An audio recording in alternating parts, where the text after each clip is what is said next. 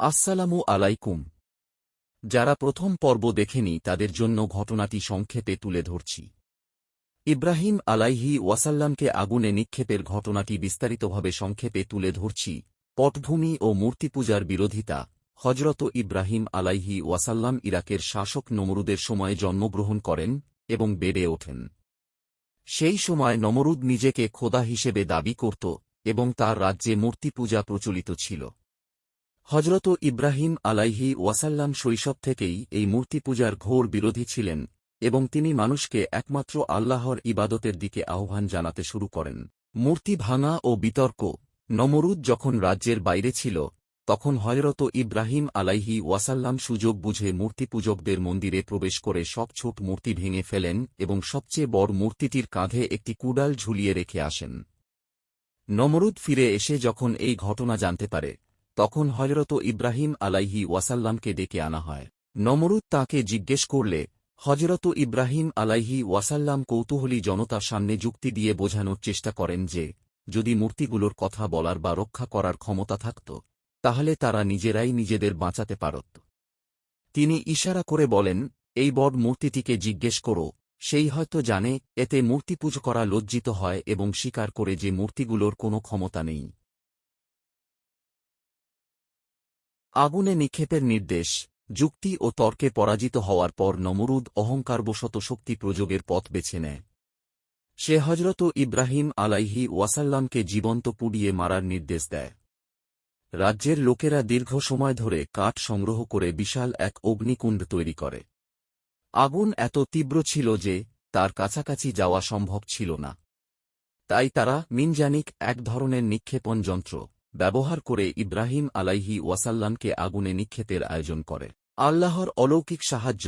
হজরত ইব্রাহিম আলাইহি ওয়াসাল্লামকে যখন মিনজানিকের মাধ্যমে জ্বলন্ত অগ্নিকুণ্ডে নিক্ষেপ করা হয় তখন তিনি কেবল আল্লাহর ওপরই ভরসা রাখেন এবং এই দোয়া পাঠ করেন, হাসবুনাল্লাহু ওয়া নিমাল ওয়াকিল, আমাদের জন্য আল্লাহই যথেষ্ট এবং তিনি উত্তম কর্মবিধায়ক।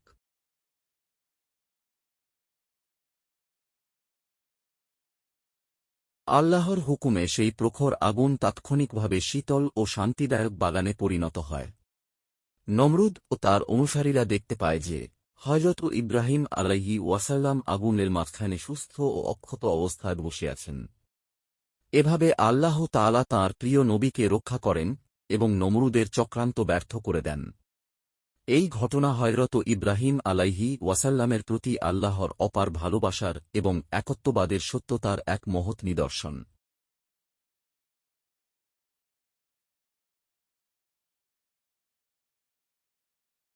আগুনের পরীক্ষা থেকে অলৌকিকভাবে রক্ষা পাওয়ার এই ঘটনা হযরত ইব্রাহিম আলাইহি ওয়াসাল্লামের সত্যতার সবচেয়ে বড় প্রমাণ হিসেবে জনগণের সামনে স্পষ্ট হয়ে ওঠে। অনেক মানুষ তখন প্রকাশ্যে বা গোপনে মূর্তিপূজা ছেড়ে তাঁর প্রতি ঈমান আনে। তবে নমরুদ ও তার অহংকারী অনুসারীরা এই অলৌকিক ঘটনা দেখেও নিজেদের ভুল স্বীকার করেনি, বরং তারা আরও বেশি ক্রোধান্বিত হয়ে ওঠে। তারা হযরত ইব্রাহিম আলাইহি ওয়াসাল্লামকে আর কোনো ক্ষতি করতে না পারলেও তাঁকে তাদের রাজ্য ছেড়ে চলে যেতে বাধ্য করে। জন্মভূমি ত্যাগ ও হিজরত। আল্লাহর নির্দেশে হযরত ইব্রাহিম আলাইহি ওয়াসাল্লাম তাঁর ঈমানদার স্ত্রী বিবি সারা ও ভ্রাতুষ্পুত্র হযরত লূত আলাইহি ওয়াসাল্লামকে সাথে নিয়ে জন্মভূমি ব্যাবিলন, ইরাক ত্যাগ করে হিজরত করেন। এই হিজরতের মাধ্যমে তিনি তাঁর দাওয়াতের নতুন অধ্যায় শুরু করেন। প্রথম গন্তব্য। তাঁরা প্রথমে হারান এবং পরে সিরিয়া ফিলিস্তিন অঞ্চলে আসেন। মিশর ভ্রমণ। খাদ্যের সন্ধানে তিনি একসময় মিশর ভ্রমণ করেন, যেখানে তিনি অত্যাচারী ফারাওয়ের রোষানল থেকে আল্লাহর কৃপায় রক্ষা পান এবং সেখান থেকে বিবি হাজেরাকে লাভ করেন। বংশ বিস্তার এবং নতুন নির্দেশ।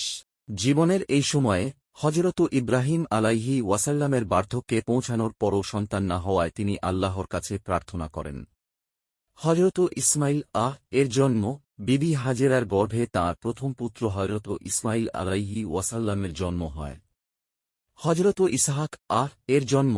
পরে বিবি সারার গর্ভে তাঁর দ্বিতীয় পুত্র হযরত ইসহাক আলাইহি ওয়াসাল্লামের জন্ম হয়। এই দুই পুত্র থেকেই ইসরায়েলি ও আরবি উভয় নবীর ধারা শুরু হয়। আল্লাহর নির্দেশে তিনি স্ত্রী হাজেরা ও শিশুপুত্র ইসমাইল কে মক্কার জনমানবহীন প্রান্তরে রেখে আসেন।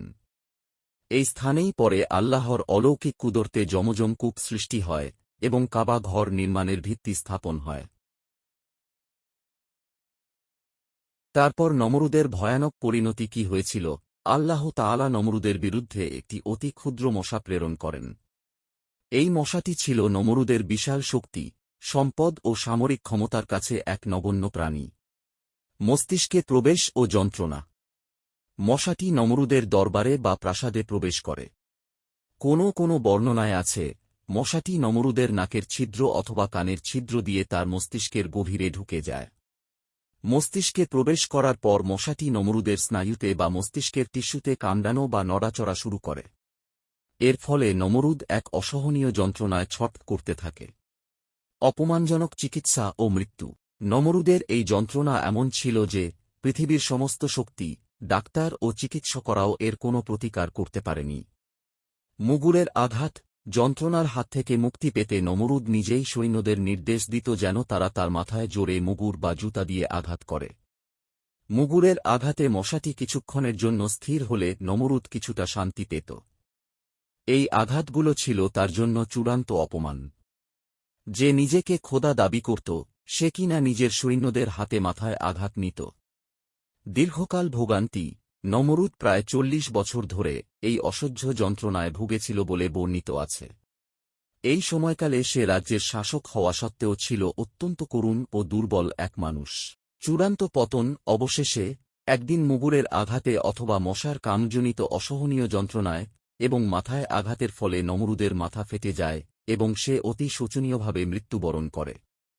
এই ঘটনা ছিল নমরুদের মতো চরম অহংকারী এবং খোদাদ্রোহী শাসকের জন্য আল্লাহর পক্ষ থেকে এক কঠিন শাস্তি।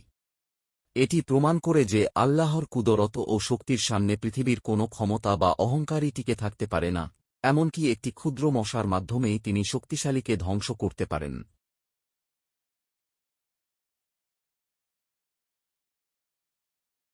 হযরত ইব্রাহিম আলাইহি ওয়াসাল্লাম এবং নমরুদের এই পুরো কাহিনী থেকে আমরা বেশ কিছু গুরুত্বপূর্ণ শিক্ষা বা বার্তা পাই, যা আমাদের ব্যক্তিগত ও সামাজিক জীবনের জন্য খুবই শিক্ষণীয়। তাওহীদ, একত্ববাদ ও আল্লাহর উপর পূর্ণ আস্থা। সর্বোচ্চ শিক্ষা। এই কাহিনীর মূল শিক্ষা হল তাওহীদ বা আল্লাহর একত্ববাদ। নমরুদ নিজেকে খোদা দাবি করেছিল এবং মূর্তি পূজা চালাত, কিন্তু হযরত ইব্রাহিম আলাইহি ওয়াসাল্লাম নির্ভয়ে ঘোষণা করেছিলেন যে একমাত্র আল্লাহই সৃষ্টিকর্তা, রিজিকদাতা এবং জীবন মৃত্যুর মালিক। ঈমানের শক্তি। যখন ইব্রাহিম আলাইহি ওয়াসাল্লামকে আগুনে নিক্ষেপ করা হচ্ছিল, তখন তাঁর একমাত্র ভরসা ছিল আল্লাহ। তিনি শুধু বলেছিলেন, হাসবুনাল্লাহু ওয়া নিমাল ওয়াকিল, আমার জন্য আল্লাহই যথেষ্ট। এর থেকে আমরা শিখি যে পৃথিবীর সবচেয়ে বড় বিপদের মুখেও মুমিন ব্যক্তির একমাত্র অবলম্বন হলেন আল্লাহ। সত্যের জন্য ত্যাগ ও দৃঢ়তা। অদম্য সাহস। নিজের জীবন বিপন্ন জেনেও হযরত ইব্রাহিম আলাইহি ওয়াসাল্লাম নমরুদের মতো পরাক্রমশালী শাসকের বিরুদ্ধে সত্য প্রচার করতে পিছপা হননি। মূর্তি ভাঙার মতো চরম সাহসিকতাপূর্ণ কাজ তিনি একাই করেছিলেন। দৃঢ়তার ফল। আগুনে নিক্ষিপ্ত হয়েও অলৌকিকভাবে বেঁচে থাকা প্রমাণ করে যে সত্যের পথে অটল থাকলে আল্লাহ স্বয়ং রক্ষা করেন এবং সাহায্য করেন। আমাদের উচিত যেকোনো পরিস্থিতিতে ন্যায় ও সত্যের পক্ষ ত্যাগ না করা। অহংকার ও ঔদ্ধত্যের অনিবার্য পতন। ক্ষমতার মোহ ক্ষণস্থায়ী। নমরুদ ছিল পৃথিবীর অন্যতম ক্ষমতাধর রাজা, কিন্তু তার ঔদ্ধত্য তাকে ধ্বংসের পথে নিয়ে যায়। সে নিজেকে খোদা দাবি করেছিল, কিন্তু আল্লাহ তাকে একটি ক্ষুদ্র মশা দিয়ে এমন অপমানজনক শাস্তি দিলেন যা তার সমস্ত দম্ভকে ধূলিসাৎ করে দিল। শিক্ষণীয় পরিণতি। এর মাধ্যমে আমরা শিখি যে ক্ষমতা, সম্পদ বা অহংকার ক্ষণস্থায়ী। আল্লাহর কাছে কোনো দুর্বল প্রাণীও, যদি তিনি চান, সবচেয়ে শক্তিশালী শাসকের পতনের কারণ হতে পারে। অহংকার মানুষকে ধ্বংসের দিকে নিয়ে যায়। যুক্তি ও প্রজ্ঞার ব্যবহার। জ্ঞানভিত্তিক দাওয়াত। হযরত ইব্রাহিম আলাইহি ওয়াসাল্লাম অন্ধবিশ্বাসের পরিবর্তে যুক্তি ও বুদ্ধি দিয়ে নমরুদের সাথে বিতর্ক করেছিলেন। তিনি যখন বলেন যে আমার রব পূর্ব দিক থেকে সূর্য উদিত করেন, তুমি পশ্চিম দিক থেকে উদিত করো, তখন নমরুদ হতবাক হয়ে যায়। আহ্বানের পদ্ধতি। আমরা শিখি যে মানুষকে সত্যের দিকে আহ্বান করার সময় জ্ঞান, প্রজ্ঞা ও যৌক্তিকতার ব্যবহার করা উচিত, যাতে তারা চিন্তা করতে বাধ্য হয়। সব মিলিয়ে এই কাহিনী আমাদের মনে করিয়ে দেয় যে জীবনে আল্লাহর প্রতি বিশ্বাস, সত্যের পক্ষে সাহসিকতা এবং বিনয়ী মনোভাব বজায় রাখা অত্যন্ত জরুরি।